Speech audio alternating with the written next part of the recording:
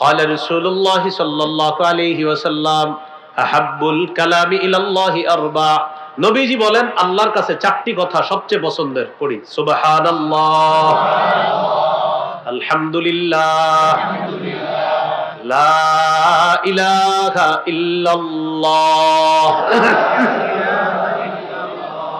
আল্লাহু আকবার। এবার বলেন বিশুদ্ধ ভাবে, বিশুদ্ধ উচ্চারণে, ধীরস্থির ভাবে। আবার তিনটা, বিশুদ্ধ ভাবে, বিশুদ্ধ উচ্চারণে, ধীরস্থির ভাবে। এই চারটি জিকির আমরা করব ইনশাআল্লাহ। অশুদ্ধ ভাবে কিভাবে?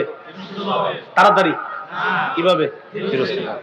আপনি ধীরস্থির ভাবে সুবহানাল্লাহ, আলহামদুলিল্লাহ, লা ইলাহা ইল্লাল্লাহ, আল্লাহু আকবার। দেখেন রমজানে এই রাত্রে 1টা 2টা বাজে উঠা বিবিরেও জানানো দরকার নাই, কাউরে জানায়েন না, একা একা উঠা বইসা বইসা একটু এইভাবে আস্তে আস্তে বিশুদ্ধভাবে জিকির করেন।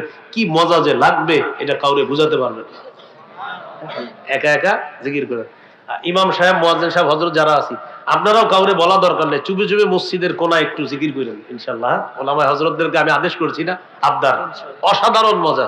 কাউরে জানানো দরকার, এলাকার কোনো মানুষ জানা দরকার নেই। মুয়াজ্জিন সাহেবটা, ইমাম সাহেবও জানা দরকার নেই, জেনে ফেললে অন্য বিষয়। বাস দুইজনের মাঝে গোপন থাকলো।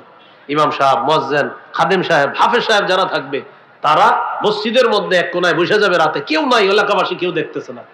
1টা 1টার দিকে বসে বসে এক কোনায় এই আল্লাহর বান্দা আস্তে আস্তে জিকির করতেছে। কি অসাধারণ মজা!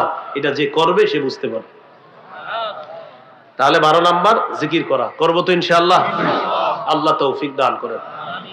13 নাম্বার ইফতার করা। সারাদিনের কাজ গেল, আপনি দান করবেন, জিকির করবেন, তেলাওয়াত করবেন, এবার সারাদিন শেষ করলেন, ইফতার করবেন। 14 নাম্বার ইফতার করাবেন। 13 নাম্বার ইফতার করা, 14 নাম্বার ইফতার করানো। দেখেন ইফতার করাবেন যাদেরকে, এতিম হতে পারে, মিসকিন অসহায় মানুষ যারা, তাদেরকে করাবেন। আবার ধনী প্রতিবেশী যারা, তাদের জন্য ইফতার হাদিয়া পাঠাবেন। কেন? রোজাদারকে ইফতার করানোর সওয়াবটা এটা সবার দরকার আছে। এই জন্য প্রতিবেশী ধনী হইল বইলা যে তোর ধনী প্রতিবেশী পাঠাবো না, না না, পাঠাবেন। ধনী প্রতিবেশীকে ইফতার হাদিয়া পাঠাবেন, তিনিও আপনাকে পাঠাবে, তিনি যদি মন চায় পাঠাবে। ইফতার করানোর সওয়াব এটা আমরা বঞ্চিত হব না ইনশাআল্লাহ। 15 নাম্বার ইফতারের সময় দোয়া করা। তাহলে 13 ইফতার, 14 ইফতার করানো, 15 নাম্বার ইফতারের সময় দোয়া করা। তিরমিজির হাদিস, 3598 নম্বর হাদিস। قال رسول الله صلى الله عليه وسلم ثلاثة لا ترد دعوتهم। নবীজি বলেন 3 ব্যক্তির দোয়া ফেরত দেওয়া হয় না। as-saimu hatta yuftira, রোজাদার যখন ইফতারের সময় দোয়া করে তার দোয়া ফেরত দেওয়া হয় না। 2 নাম্বার ওয়াল ইমামুল আদিল, ন্যায়পরায়ণ পুরুষ শাসকের দোয়া। বলেন পুরোটা বলেন, ন্যায়পরায়ণ। এই পুরুষ শাসক, এটা 3 বার বলবেন, ন্যায়পরায়ণ, ন্যায়পরায়ণ পুরুষ শাসকের দোয়া। কি শাসক? ন্যায়পরায়ণ পুরুষ শাসকের দোয়া কি দেওয়া হয় না? ফেরত দেওয়া হয় না। ইফতারের সময় বলবেন আল্লাহ আমাদের দেশে আর যেন কোনোদিনও নারী শাসক না হয়। আরেকটা দোয়া করবেন, আল্লাহ আমাদের দেশে একজন ন্যায়পরায়ণ পুরুষ শাসক দিয়ে দেন। তাহলে 1 নাম্বার রোজাদারের দোয়া ফেরত দেওয়া হয় না।